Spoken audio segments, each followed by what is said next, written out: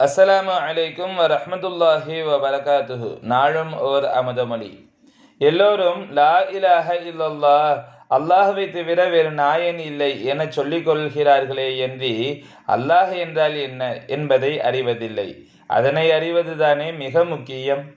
எமக்கு முன் பேசிய ஹலீஃபா வலியுல் காதிர் ஆலிம், ஹலீஃபா முத்து முஹம்மது ஹாஜியார், அட்வொகேட் ஏஎன்எம் லியாக்கத் அலி, கவிஞர் ஹுசைன் முஹம்மது ஆலிம், எம்ஐ லியாக்கத் அலி பிஇ ஆகிய அனைவரும் நல்ல அழகிய நிறைய விளக்கங்களை தந்தனர்.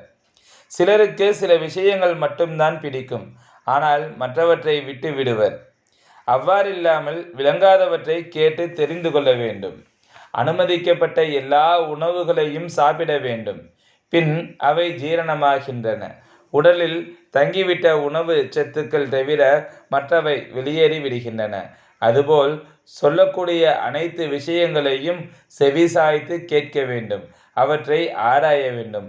அதுதான் முக்கியமானதாகும். எனவே முக்கியமான விஷயம் என்னவென்றால், நீங்கள் ஒவ்வொருவரும் ஒவ்வொரு நாளும் குறைந்தது 1 மணி நேரமாவது தௌஹீது சம்பந்தமான விஷயங்களை ஆராய்ந்தறிய வேண்டும்.